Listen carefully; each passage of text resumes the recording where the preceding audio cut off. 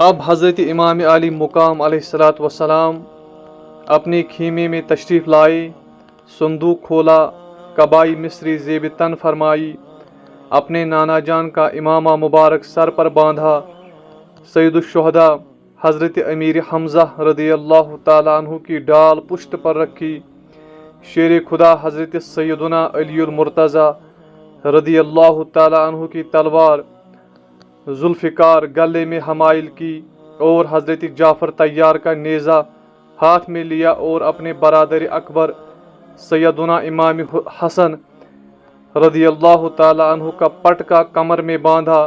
اس طرح شہیدوں کے آقا، جنت کے نوجوانوں کے سردار، سب کچھ راہ حق میں قربان کرنے کے بعد اب اپنی جان عزیز کا نذرانہ پیش کرنے کے لیے تیار ہو گئے۔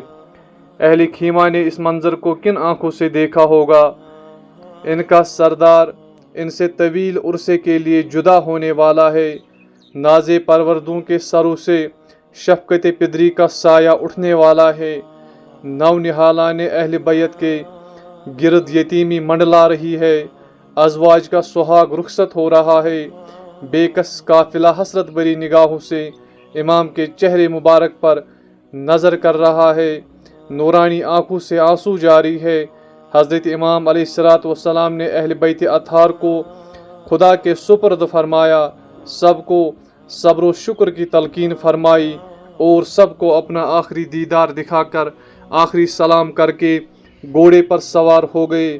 3 دن کے بھوکے پیاسے اور اپنی نگاہوں کے سامنے اپنے بیٹوں، بھائیوں، بھتیجوں اور جانثاروں کو راہ حق میں قربان کر دینے والے امام پہاڑوں کی طرح جمی ہوئی فوجوں کے مقابلے میں شیر کی طرح ڈٹ کر کھڑے ہو گئے، اور میدان کربلا میں ایک ولولہ انگیز رجز پڑھی جو آپ کے نسب اور ذاتی فضائل پر مشتمل تھی، اور اس میں شامیوں کو رسول کریم صلی اللہ علیہ وآلہ وسلم کی ناخوشیوں، ناراضگی اور ظلم کے انجام سے ڈرایا تھا۔ اس کے بعد آپ نے ایک فصیح و بلیغ تقریر فرمائی۔ اس میں آپ نے حمد و صلات کے بعد فرمایا، اے لوگو، تم جس رسول کا کلمہ پڑھتے ہو اسی رسول کا ارشاد ہے کہ جس نے حسن و حسین سے دشمنی کی اس نے مجھ سے دشمنی کی، اور جس نے مجھ سے دشمنی کی اس نے اللہ تعالیٰ سے دشمنی کی۔ تو اے یزیدیو، اللہ تعالیٰ سے ڈرو اور میری دشمنی سے باز آؤ۔